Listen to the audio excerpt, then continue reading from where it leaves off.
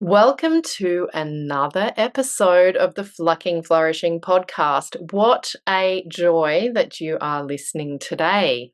I have the amazing, the illuminating Ianthe Mauro with me today. She is the fairy godmother of mentoring, a creative muse, and the creator of objects with purpose. She is love and light, an incredible cheerleader, and an amazing friend. Welcome, Ianthe. Wow. I want to meet who you just described. Look in the mirror. Look in the mirror. What the hell is she? No. That was so beautiful. I can actually say the same about you. I want to hold up a mirror to everything that you just said. Gosh, that was nice. Thank you. It's an absolute pleasure because since I have known you, you have shown up in my life in ways that are just so amazing. You are really an incredible human being, and I will tell everyone now that we met through social media, really, didn't we?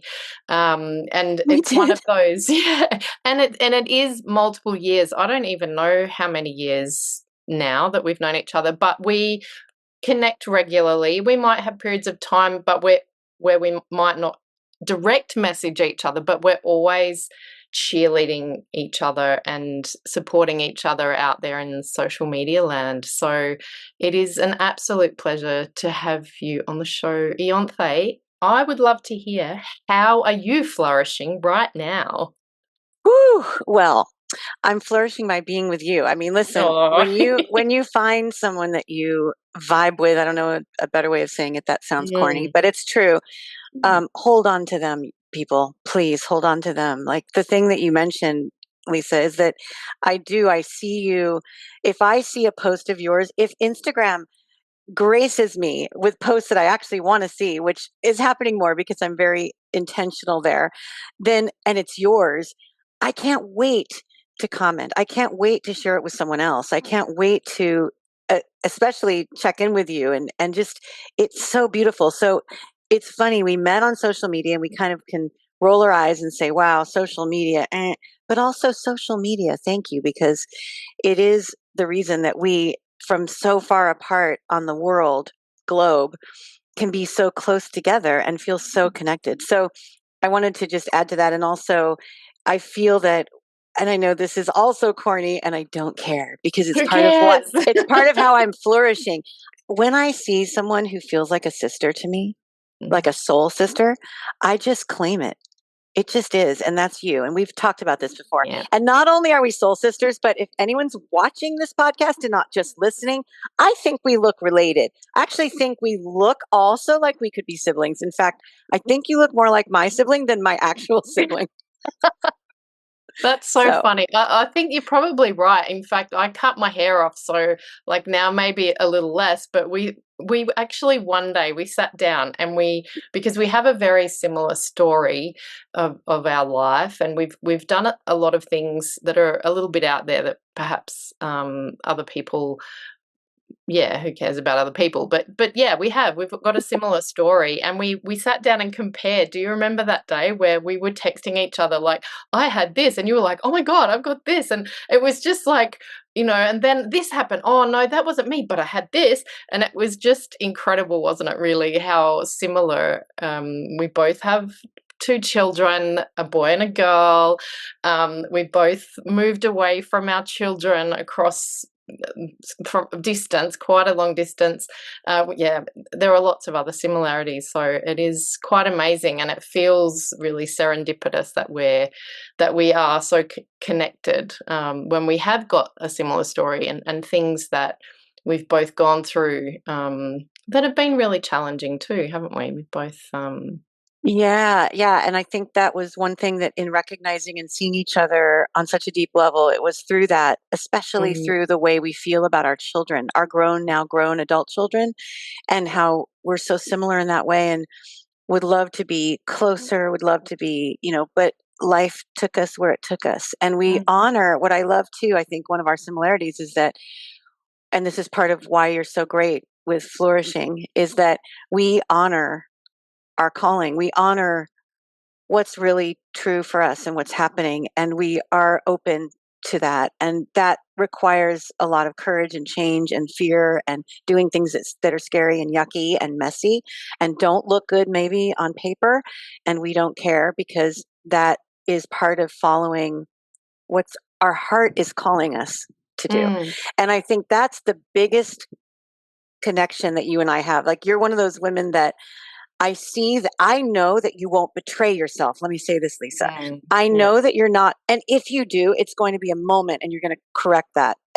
We don't want to betray ourselves. So if you're someone out there right now and that speaks to you and you found you've betrayed yourself to stay in a relationship, you've betrayed yourself to look like the good girl, to look like the good mom, to look like whatever that is, please let it go. Please know that there's no room anymore in this life, in my opinion, for hiding who you really are in order to get along. And I think, and that's one of the most beautiful things about you is you don't do that.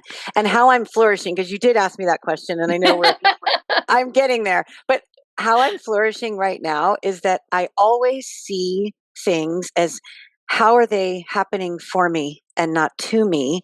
And I bring curiosity to every situation, and that's how I flourish because horrific, unspeakable, horrific things have happened to us this year in 2025. If you're watching this in the future, I'm talking about 2025.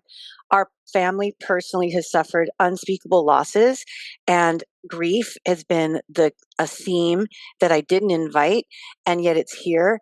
And the reason I'm able to say I'm flourishing, and I really am, and I'm back into this massively creative place and nourishing place, is because I look at it as curiosity and I get out of the way. It's not about me always. It's really not. And these things that happen that are outside of our control, what's the use of me being brought down by those things that I have absolutely no control over? And instead, what's left? So if you have suffered loss, well, what is there? What is left? So we know that we've suffered loss and that's gone. That person is gone. That Mm, life is gone, whatever that is that you've lost. And in my case, even just last week, it was our dear dog that we've had for 15 and a half years. Can you imagine?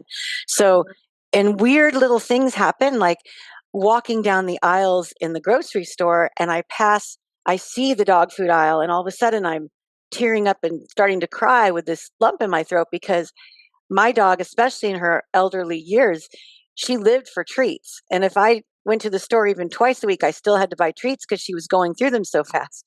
And I don't do that anymore. So it's things like mm, that. But it's the recognizing and noticing what's within our control and what isn't.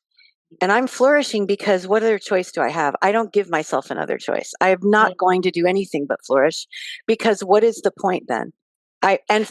Yeah, I'll And stop one there. of the things I love about you too is that you feel everything and it moves through you and you're still able, whatever happens, you're still able to find joy and see joy and find love.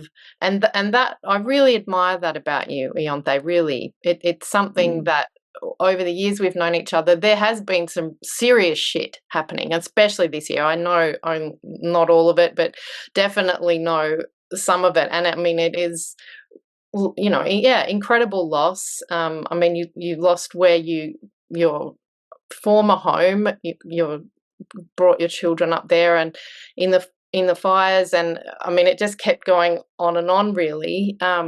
And And we can say, I'll give you permission. So we lost my bonus son. My mm, husband's yeah, firstborn died yeah, suddenly in January, right after the fires, where my children had lost everything in the fires because they had just moved back to Pacific Palisades, California, where everything is gone. mm, So it was just I don't even remember January. It's a complete blur. yeah, Like yeah, I don't even, yeah.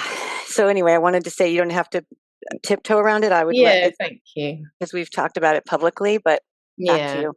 And that you still find joy. You feel all of those things and you go through the processes that are so important to help you through the grieving, and you're right, grief can appear in many different forms, and losing an animal, it is devastating too. But you see the joy in the small things every day, and I just love that. And you are like living proof that that is also possible. It is a way of living and a choice. So Thank that's you. awesome. And I do love how you pop up in my feed with your baby goat, because tell us about your kind of amazing change, that was kind of big and Yeah. Well, incredible. I went from being a mom in Southern California, raising children, going through divorce, becoming an entrepreneur through that divorce in 2009.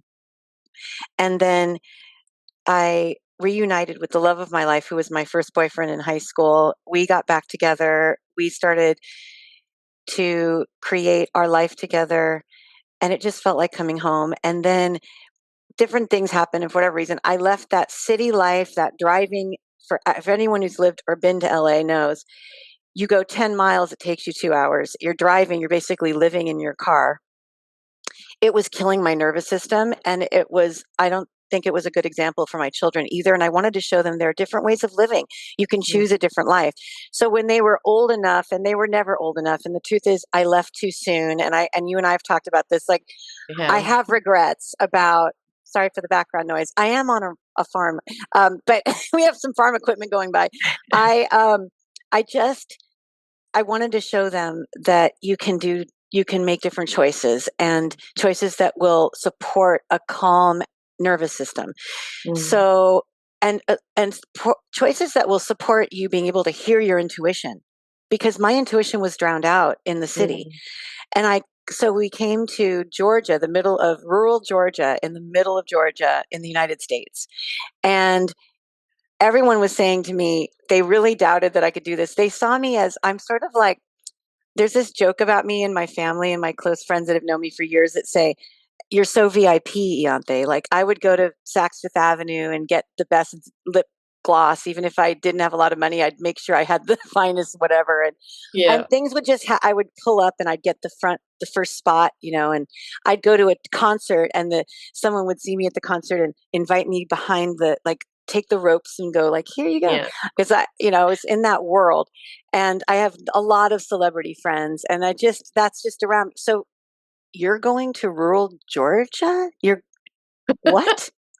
I don't understand. What do you But it's interesting because I've always said I'm a fairy in the forest. Like, that's what I want to be. I want to be a fairy in the forest. I don't, and the joke is I was a fairy in the forest, Paris flea market style, but now I'm actually in the forest, and I actually feel most days like I could be a fairy. So I did all of that and moved, and now I forgot even what my point was, but all the Well, you changes, then right? moved again, like, you had a house and everything, and I haven't been to where you live, where it's on the I've put it out there that it's gonna be in 3 years' time. We haven't met, but I saw your house and it was In beautiful, person, we're going to and hug. yeah, we're gonna hug and there will be tears. Um, but So many. then all of a sudden it was like, "Oh, and by the way, everyone, we're selling the house." And, me on the other side of the world going, "You're what? You're doing what?" Yes, so thank you for reminding me. So Yeah. we are now married. This is my 15th wedding anniversary is this year, to my first boyfriend from high school. So this is I've just taken you Mm, a very condensed version of yeah. a 20-year cycle here. But we we bought a house together, and it felt so exciting. Like, wow, we bought our first house together as a married couple after being married for 10 years and together for 12. We finally bought a house. Oh, good, because we're going to put down roots. Mhm. I don't know if anyone else does this, but I make a one word theme for each year of our life. And that particular year that we purchased the house was roots. That was our theme. We're going to get roots, and we bought the house. But, and my husband was a software engineer for many, many years. And then he became an accidental cowboy. And what that looks like is that we had family here that have cattle, and they had a full-time ranch hand who took care of the cattle, cowboy, right? My husband's never done that before. Again, software engineer. But he felt called, and he started to learn about working with the cattle, and he started to learn it's a very particular kind of cattle. He was learning all about it, and he became like this cattle whisperer. And it turned out that, and one could say, what a surprise, and it's an accident, but I don't believe it is, because it was so divine. It just felt like magic.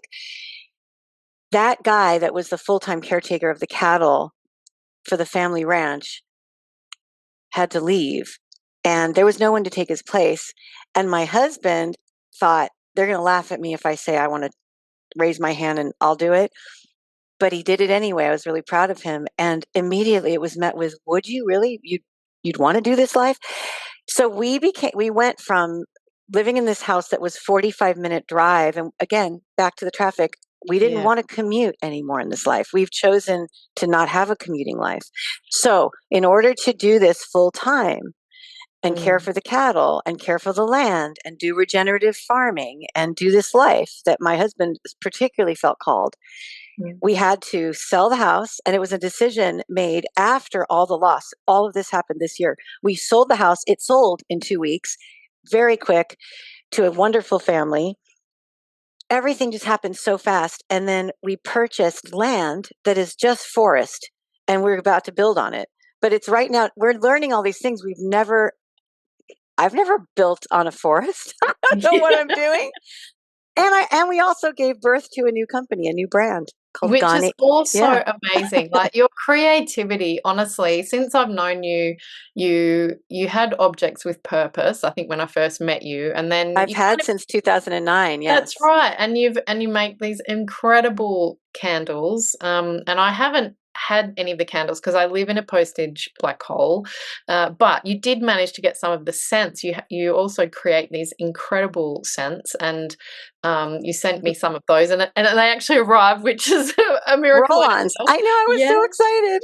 Yeah, and they're so beautiful, so special, and so amazing. But your creativity, you're not afraid to put yourself out there and try new things. And it's almost like the older you're getting, the more you're like loving that you at the age, you're a mid-50s, that you're just embracing all of these incredible opportunities. And yeah, there's the fear isn't there. Maybe it's there, but you just say, well, what's the worst that can happen? Yeah, and the fear. So fear, that's a huge, huge theme in my life, is that I do recognize that it comes up, and I don't let it ever make decisions for me. And that's really, I even have a sweatshirt that I created, this saying that I wear a lot, that says, um, not, it says, doing it anyway, not letting fear or others' opinions stop me. And Mm, that's exactly what it is. So it's not that I don't feel fear, it's that I do mm, feel it, I recognize it. But what I have, the relationship I have with fear, is I look at fear as a really wonderful opportunity, a friend. I look at it with gratitude. Thank you for showing up, because I know you're here to protect me. I know you're mm, here to check up on me. I know you're here to make sure that I'm going to make good decisions. And so thank you so much. And I'm going to do this anyway. And maybe mhm. I'm not going to do that, or maybe I'm going to do this, but doing it in a different way, because fear is it's there for a reason. It's important, as long as we're friends with it in a way where it doesn't control us. And so that's very, very important to me. Like, one of my core values is to not let fear ever be responsible for my decisions. And Mm, also, art saves lives, and creativity is all about art. And I feel like everything I do is a kind of artistic expression. Even, and today may not be a great example, but even the clothes I choose to wear every day, I always think of my clothes as an artistic expression and a creative expression. And I've always been this way. I I used to have, before I understood, there was, the word manifest wasn't in my vocabulary, but I mm. had a scrapbook in middle school, and I would take Vogue magazine, that my grandmother had bought me a subscription to Vogue magazine when I turned 13. And I was so excited every month when I would get that magazine. It was heavy and Yeah. thick, and in those days, and when I was 13, it was 1983. So to give you Mhm. context, so it was this heavy, big, beautiful, and I would just go through and I would rip out anything that I thought was something that I wanted, or that I felt was me, would be me in the future, would be. And I made this scrapbook as if it happened. So I said, this is my best friend, Cindy Crawford. And I had Cindy Crawford in the magazine. And then I would say, and here we are on our jet plane going to our vacation. And I would have a plane, and then I would have what we were wearing. That's so cute. And I say this because, so I've always I would go to school dressed like I thought I was in Vogue magazine. in high Mhm. school. And I'd find these things in thrift stores because my family struggled financially. That's the other thing, perceptions. People have always Mm. perceived that I'm a rich girl and I come from Mhm. wealth, and partly because, in all fairness, my father had a Harvard PhD, which sounds very fancy and sound like if you have a Harvard PhD, you must be wealthy. Well, I'm going to Mm. tell you something. Absolutely not true. My dad was this eccentric genius. Yes, he had a Harvard PhD, which Harvard recruited him and paid for everything, and in fact, paid for my birth. They gave my mom, this is so wild, they gave my mom a credit card to Sears when I was born so they could purchase a crib and whatever they needed for me. By the way, we co slept and didn't use the crib, Yeah. by the way. And I also did co sleep. And I found out recently, and I'm just going like wherever he takes Yeah, us, but yeah, go for it. I found out recently, I thought about it because a friend of mine posted something about, she has young children, and she posted about not ever hitting your children, no corporal Mhm. punishment, no spanking. I was raised with no spanking, no corporal punishment, and so much love. And it gave me, I feel I've almost had sometimes survivor's guilt for how good what that gave me. And I Mm. think that's why I'm able to access joy and light, even in Mm. the darkest times, is the amount of love and respect I was given from birth. We did Mm. have plenty of difficulties and weird challenges in my family. Mm. There's a lot of not a lot of safety, and I was a very parentified child because I was had to be responsible as my parents were wild, incredible creatives and intellectuals. Mm.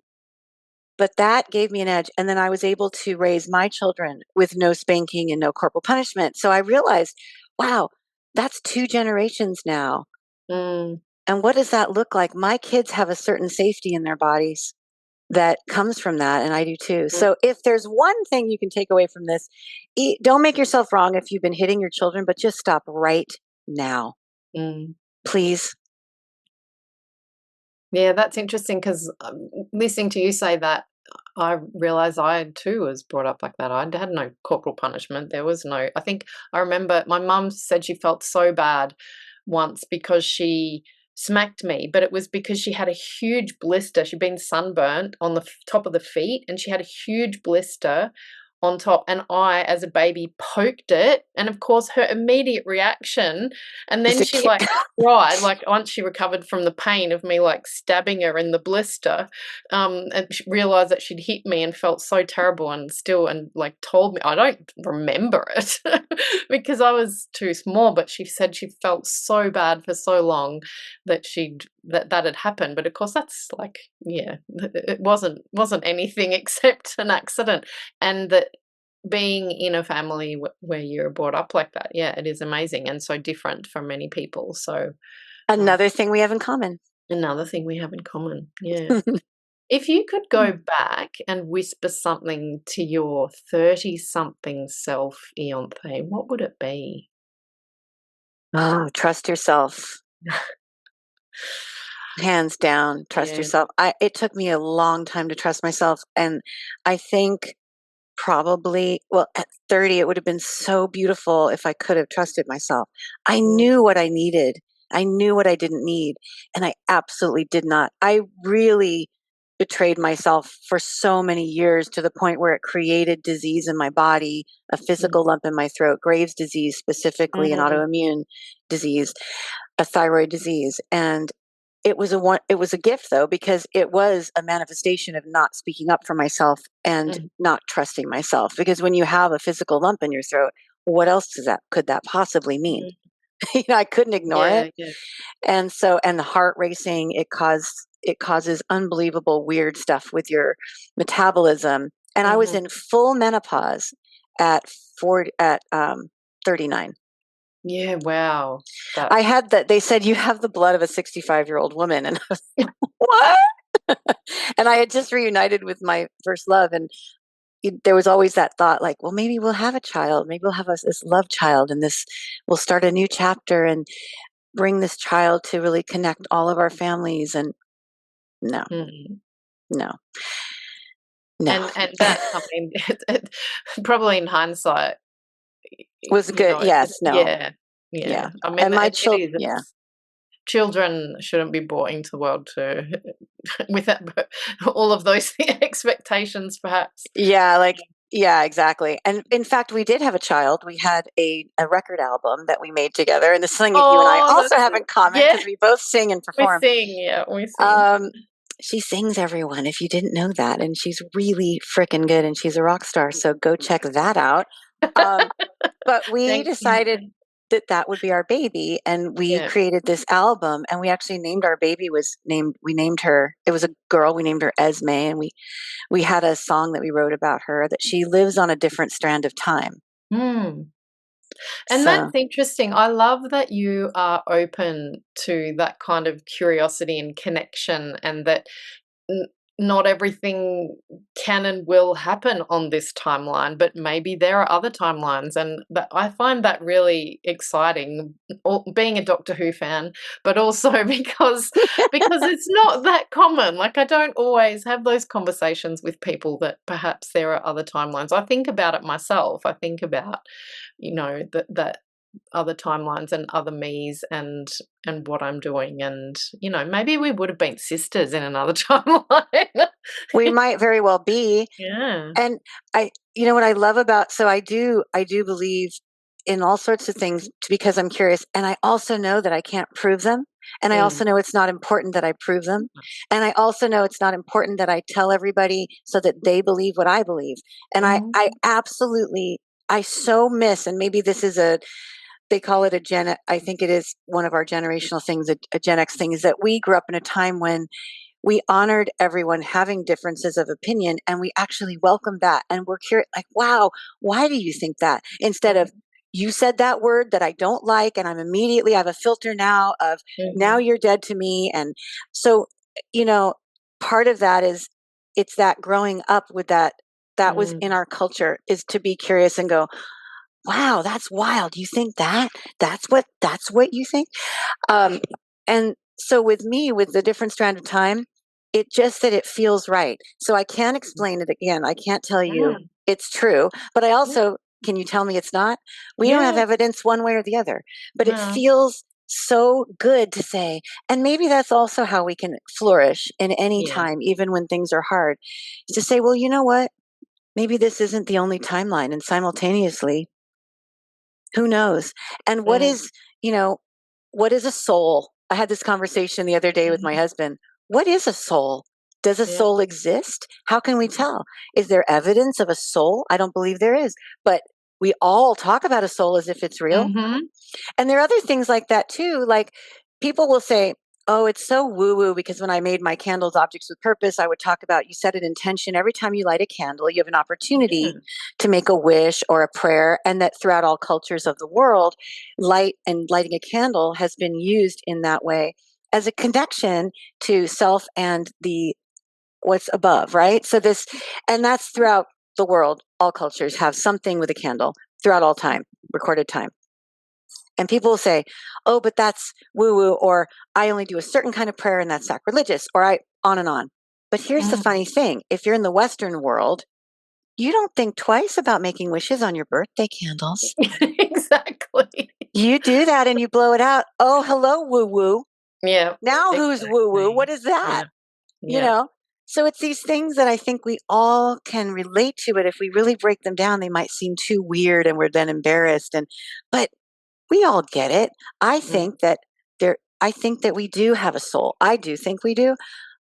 It's hard for me to describe what a soul is, and I'd love to know what you think a soul is, Lisa. Like, if you had to describe, what is a soul? Yeah, maybe it's the essence. I mean, I've thought about this a lot too, not necessarily well, but mainly because I think I, for a long time, thought I was a brain and that my body was a flesh suit that kind of like a robot, except it was flesh, and I would just like walk around and my brain did everything. And it's really only been in the last 10 years that I have had a real understanding of, well, my body actually has a lot of intelligence. My heart has incredible intelligence and feels way more than my brain ever will. And that the connection is really important with all of my whole body. And I need to be able to get really quiet to be able to listen to that. And I didn't for a long time because I was too busy listening to my brain and thinking all the time. So a soul for me yeah, it's a tricky one, I think, because you start then maybe the realms of philosophy. I remember I did philosophy in first year university, and it kind of blew my mind because it was like, well, what if we are all just somebody's dream? Mm. And then that was kind of like the line. I was like, sort of felt like I didn't know what to do with that, but I do think about it every now and then. So it stayed with me all that time, that what if we are someone's dream? Well, if I am, I'm just going to make it the best fucking dream ever. It's really what Exactly. I Yeah, because what we don't want to have happen is when you say that, I think what gets destabilizing for us is then we say, well, then what's the point? Mm, If I'm just somebody else, what's the point? And there can be a danger to not caring because we feel yeah. we don't have any agency Mm, over our life and where we are right now. And that can be weird. That can be very mhm. destabilizing. And we might also be a dream. Like we might be someone's dream. Yeah. And But I want to have, but we do have agency. And I do yeah. believe that it's important to exercise our ability. I mean, I just say you have the ability today to elevate someone's experience with a smile, with a genuine one, with just looking at someone, eye contact, Mhm. actually seeing them for even a moment. There's an ability there we have to elevate someone's experience. That's all I'm going to say. It's like that to me is enough. So if I am someone else's dream, I feel like I can do that. I want to do that, and that's what I'm going to going to do the Exactly. best I can. Yeah, exactly. One of the things that we do have in common is that we have deep connection with nature, and I know this not because we've walked hand in hand in the forest together dancing, which hopefully we will do one day, We but totally will do, and it's going to be filmed. totally. But that also because you film a lot and you use beautiful films of forest and everything, and I know that that's something that you're deeply connected to. Is if somebody is kind of, I don't know, struggling, what would you say to them about getting out there and connecting with the natural world? I would say that trees will never let you down. They're going to always be there to want you to hug them or look at them. If you can, there's something called IBP. It's integrative body psychotherapy that was created by a psychiatrist who was a former dentist, which is another wild story. But um, and he also created EST, which if you've heard of that. Um, anyway, I got to work with him for a little while, and he did this exercise when people are really spinning and you're really upset and your nervous system is completely dysregulated, you're in fight or flight, any of those things, you're really struggling, you're really sad, you're really depressed. He would do this thing which works if you're in nature really well, and it was called color object. And you all you have to do is wherever your eyes land, you say what color that is and what the object is. And Hmm. weirdly, when you're in fight or flight and you're really anxious, it's hard at first. You're looking at obviously a green leaf, okay? And Hmm. you're going green leaf. And it takes a minute. Like, and then Hmm. what you find is now all of a sudden you're present, you start to calm down, you start to get mindful, you're starting to be present. I feel, and you can do that anywhere you are. You can do it while you're driving on the freeway. You're seeing things, and you can just say it out loud. Mm. But it's what I've noticed is the path to calm and feeling regulated is faster when you're doing this in nature. And there are Mhm. reasons. I mean, there is an exchange of energy when you're with a tree. Yeah. They've And measured it now. They I was going have to the say it tools to can be measure it proven. now. Yeah, this isn't conjecture or make No. believe. It is measurable. And Mm. then imagining too, like the roots of the trees and how they Mm. communicate with each other, and that learning that there's a mother tree, and mother Mhm. trees have a mate tree, and that those two are the powerful, like the sisters and or the sister and the mother and father, and that if you cut one of those down, the whole forest can be affected, Mm, even though you didn't think why would this tree be affected over here? mhm. Because this system underneath. Yeah. And looking, I feel like it gets us out of the way. I think a lot of the suffering that we see and that I've personally experienced is when I'm too self-absorbed. Mm, So another thing that nature does for me is it takes me out of worrying about myself so much. mm. Now I'm present with, oh my gosh, this is so much bigger than me and it's so beautiful. What am I worried about? Why was I worried about that thing? Yeah. So that's, yeah, so nature, whew, it's so good. And grounding is a real thing and even reduces inflammation in the body physically. Yeah. And you're in your absolutely amazing like move to the middle of nowhere and sold your house and you're now kind of living waiting to build your house. You've also created another business baby. And I want to talk about it because you are absolutely glowing. If you are listening to this, get on the video. This is also available on video. You have to watch Ianthe. His No glowing makeup. This face. is no makeup. I'm 55 years old. This is all thanks to tallow, and not just any tallow. Akaushi Wagyu tallow, which is the highest grade beef on the planet, known as the Emperor's Cow of Japan, the Akaushi Wagyu. And I have access to that, the special beef suet, which is fat. So I'm putting fat on my face. But I ended up creating this beautiful formula with 4 ingredients and creating this company with my husband called Gan Eden Farms, which means the Garden of Eden. And it is also a tribute to my great grandfather, Aiden Max Johnston, who also was actually, he was a farmer and owned big fields in Texas. And so it's really interesting, all Wow, of the that's full connections. circle, isn't Yeah, it? yeah, Incredible. I yeah. love And I never thought, I was raised a strict vegetarian, by the way, and my mom is it. still vegan and she won't try the tallow, but she says to me, your skin looks really good, Ianthe. I'm like, I Well, at know, least she mom. admits it. I know. Yeah, so it's not for the Yeah. vegans among you, but it is an amazing thing that you have started now. It's just Yeah. Well, it's also inspiring. that I think you can relate to this. You know, when something happens and it feels like it happened without you having to do it and it just Mhm, happened. And so you just get out of the way and watch it. Now, yes, I've done tons of work. I'm still doing tons of work. I'm actually still personally creating every batch and I'm doing it very carefully. I have not yet relinquished control of that process. I do mhm, all of the marketing, all of the writing, all of the videoing, all of the design, e- every single thing. I even made the website, and I don't say this to say, "Oh, I'm so great," but I've been an entrepreneur since 2009, and what I've learned is it. This has been saving me because of all the loss this year. I mhm, needed.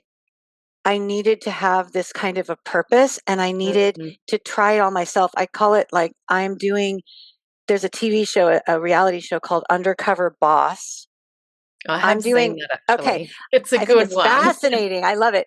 I'm Yeah, doing it Undercover is. Boss backwards.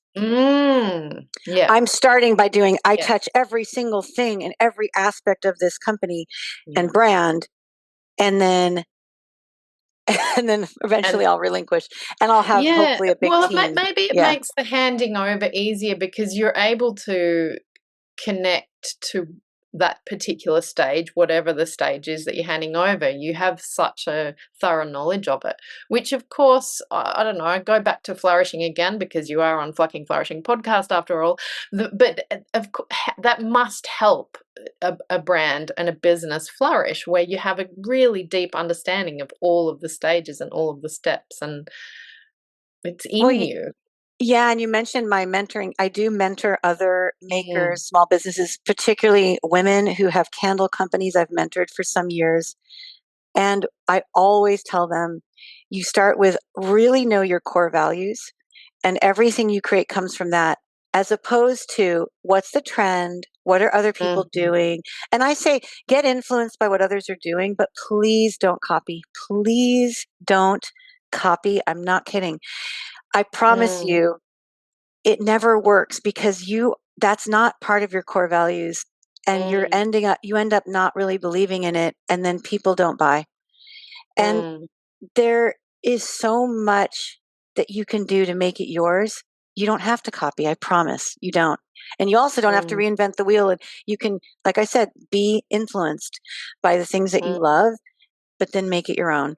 And mm, that's, yeah. So this has been, it's another baby of ours, I suppose. And it's the yeah. first time my husband and I are doing company together. And so that's really exciting. And Mm. it's everyone that's tried it so far, and I need to send you some. I really do. I want you to have To some. Australia, where I don't live in a postal black hole anymore when I Yeah, I'll move. send it Yeah, to Australia, and yeah, yeah. I want you to feel it because Mm, it feels so good to use something so natural and that your skin recognizes instantly. And mm, my husband and I, our whole goal with Gone Eden Farms is this was our first product, but of course we have a candle too. And actually, funny enough, the candle's vegan. It's a coconut wax, coconut vegetable wax.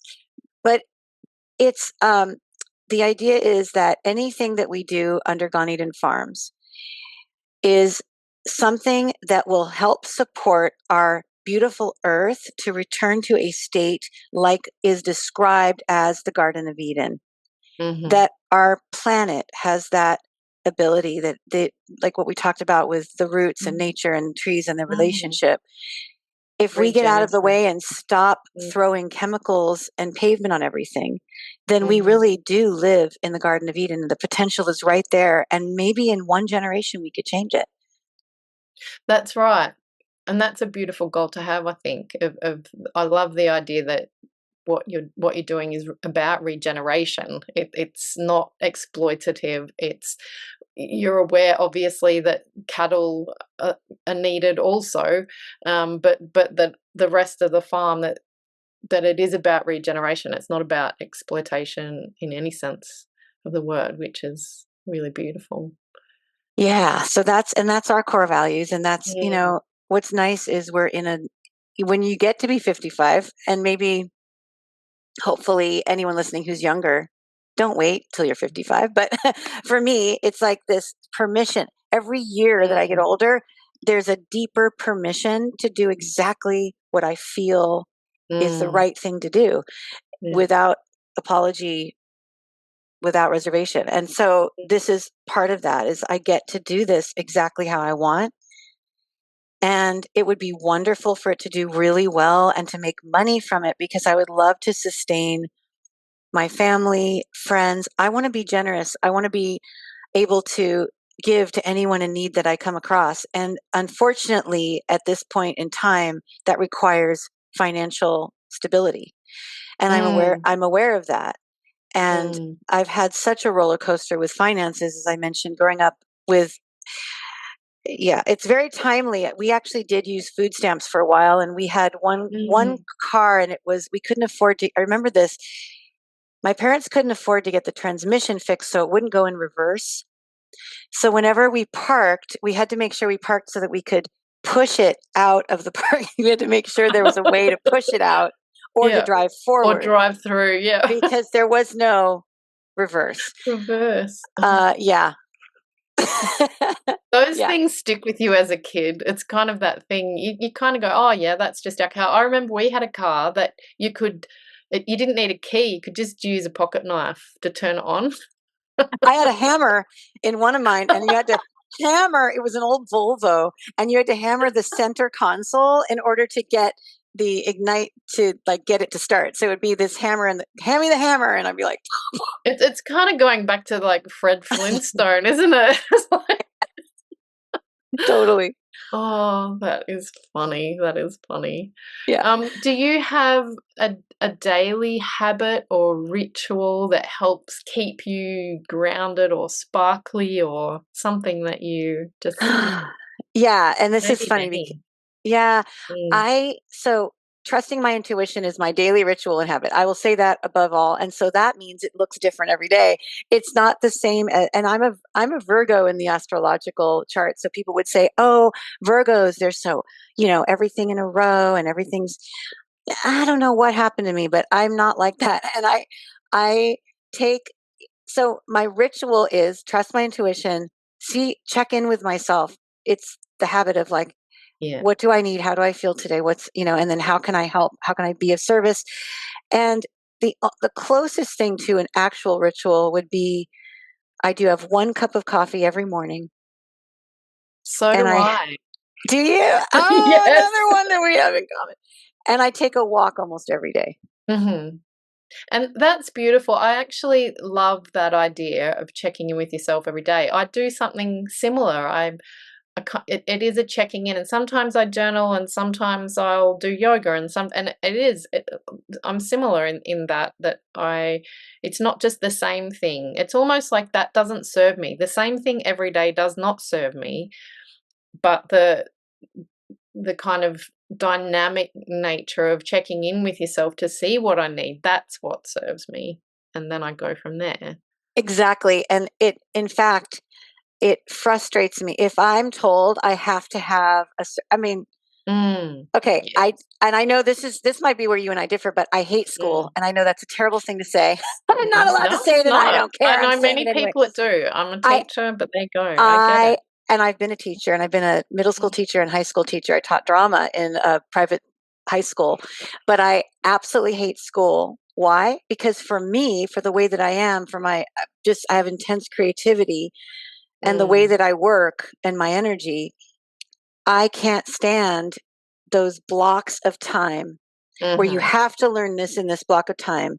Then you have a quick break, and then you go to this block of time and quick break. I It's antithetical to how I function yeah, best. So can I yeah, do it? Of course I can. Have I mm, done it? Yeah, I went to school.